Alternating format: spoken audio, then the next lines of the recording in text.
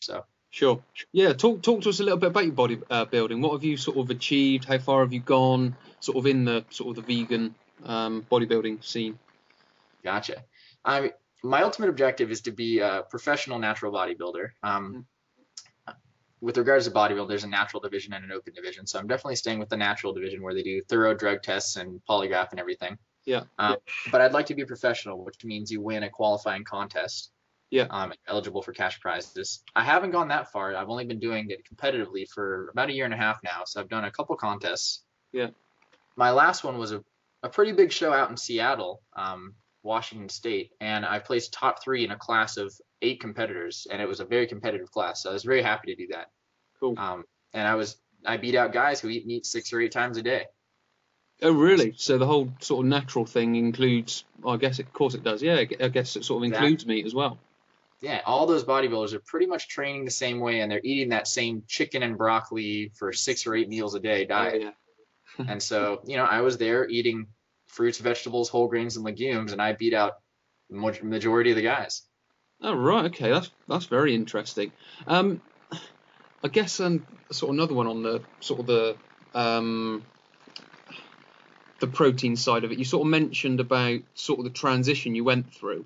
Hmm. How did you find that sort of initially, sort of what's the word? Sort of psychologically, I guess, sort of going through that transition. Of course, psychologically, I was very worried about it.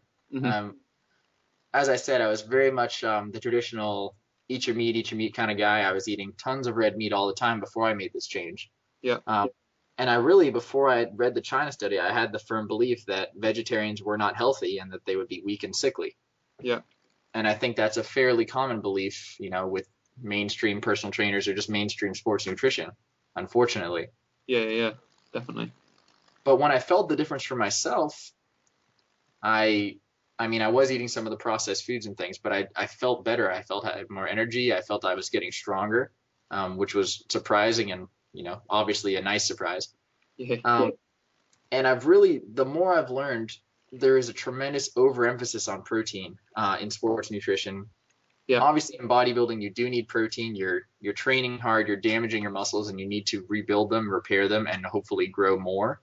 I Yeah. mean, that's the entire sport, is growing muscle. Hmm. So you do need to consume a lot of protein, but you pretty much need to consume a lot of food, Sure. because protein in its natural form, the way our body is designed to find it and use it, is from food.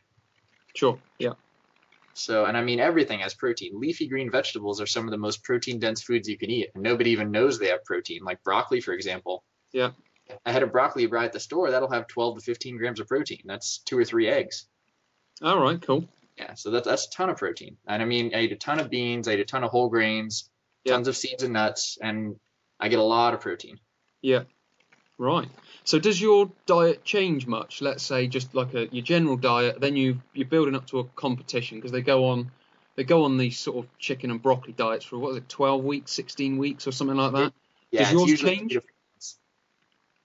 it does, and I'm still experimenting with that, because the way a typical bodybuilder will diet to get very low body fat for a competition Hmm. is they will drastically reduce their carbohydrates. Yeah. So they will go on, an extreme version of the Atkins diet, pretty much, and that will force them to shed a lot of body fat Hmm. so that they can get in that really ripped contest shape. Sure.